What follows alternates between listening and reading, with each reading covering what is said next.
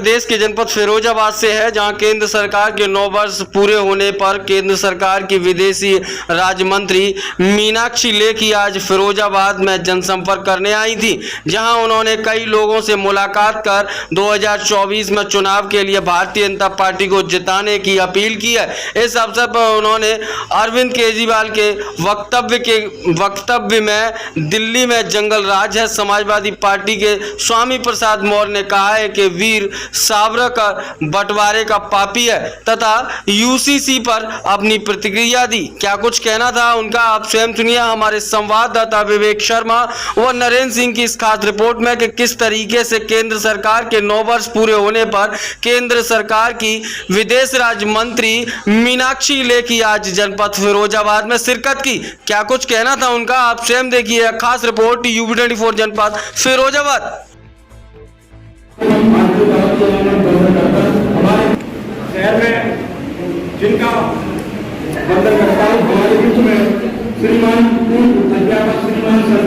जंगल राज इस समय चल रहा है, कुछ हो रही है और उन्होंने एलजी से कहा है उनको पुलिस सौंप दी। मैंने इस बात का जवाब आज से 2 दिन पहले दिया है, मगर क्योंकि आपका प्रश्न है इसलिए दोबारा देना चाहती हूँ।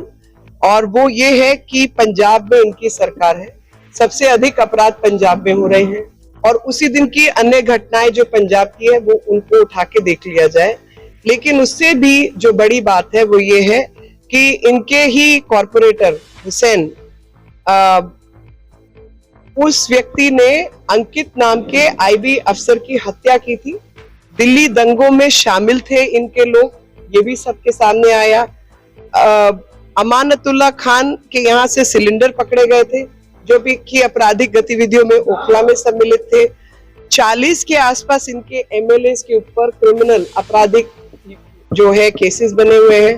तो अब और जिस मुख्यमंत्री का उप मुख्यमंत्री जेल में हो, पीडब्ल्यूडी मिनिस्टर जेल में हो, जो शीश महल के घोटाले में जिसके सिर पर भ्रष्टाचार की तलवार लटक रही हो, तो समझ में आता है कि उसको पुलिस अपने कंट्रोल में क्यों चाहिए। आप पकड़िए, स्वामी प्रसाद मौर्य ने कहा है कि सावरकर बंटवारे का पापी है। मैं नहीं जानती थी, जिस विषय में मैं नहीं जानती उसके बारे में मैं नहीं जवाब दूंगी।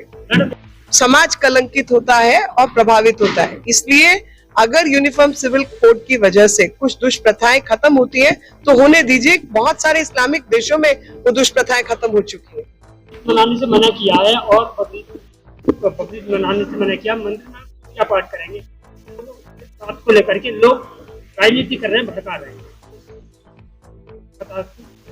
मुझे नहीं मालूम, मेरे को जिस विषय में नहीं मालूम। मैं देखिए, मेरे को अभी यूसीसी आया नहीं है, यूसीसी की बात हुई है। जब बहस होगी तो उस बहस का हम तार्किक जवाब देंगे।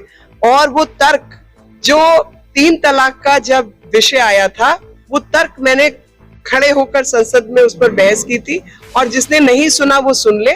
और मैं ये भी कहना चाहती हूँ कि जब भी समाज में इस प्रकार की दुष्प्रथाएं चलती हैं तो वो कहीं ना कहीं उस समाज की महिलाओं का उत्पीड़न करती हैं।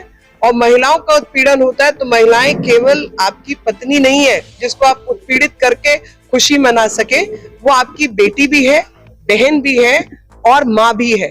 तो जब उसका उत्पीड़न होता है तो समाज में एक